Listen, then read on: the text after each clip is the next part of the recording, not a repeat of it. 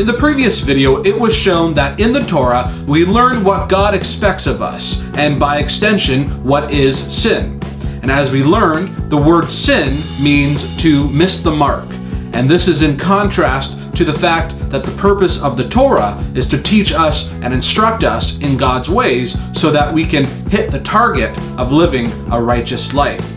When we miss the mark, that means we are not following God's instruction, His Torah, and we are instead sinning.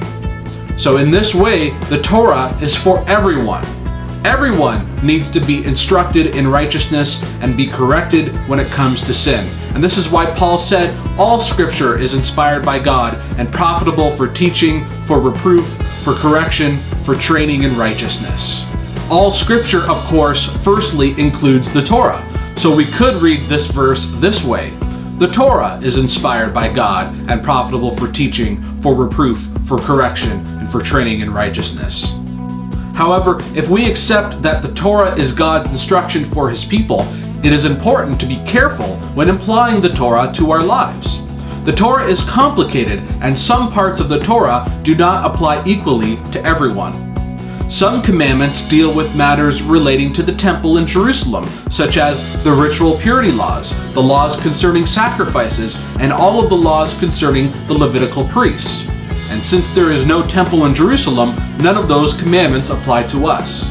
Then there are all the laws that deal with legal, judicial, and civil matters. These are commandments that are specifically for the courts of Israel or the king of Israel, and apply only in the land of Israel. And since most of us do not live in Israel, none of these commandments directly apply to us. Then there are the commandments that only apply to the people of Israel. God made a covenant with Israel at Sinai that they would be His special people. If Israel was obedient to God's commandments, they would be blessed. If Israel did not obey God's commandments, there would be negative consequences.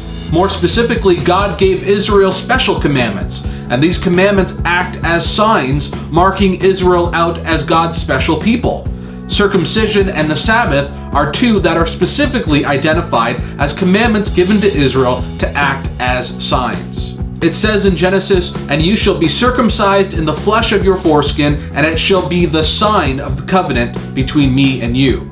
And it says in Exodus, "The Lord spoke to Moses, saying, But as for you, speak to the sons of Israel, saying, You shall surely observe my Sabbaths, for this is a sign between me and you throughout your generations." In addition to circumcision and the Sabbath, some of the other commandments that have been historically understood to be these sign commandments include the festivals of Leviticus 23, the kosher laws of Leviticus 11, the wearing of phylacteries called tefillin in Hebrew from Deuteronomy chapter 6, the wearing of ritual fringes called tzitzit in Hebrew from Numbers 15, and posting scripture on the doorposts of their home called mezuzah in Hebrew from Deuteronomy chapter 6.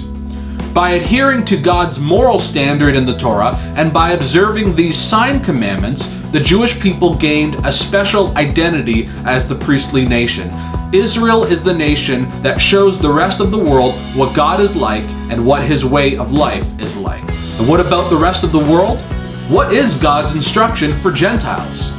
The commandments of God that apply to Gentiles are firstly given to Noah in Genesis chapter 9. And from there, Jewish leaders have extrapolated which commandments of the Torah apply to everyone. And we'll explore these commandments in the next video. So the Torah is God's instruction for all of His people. And put simply, there is only one Torah, but the commandments of God do not apply equally to everyone.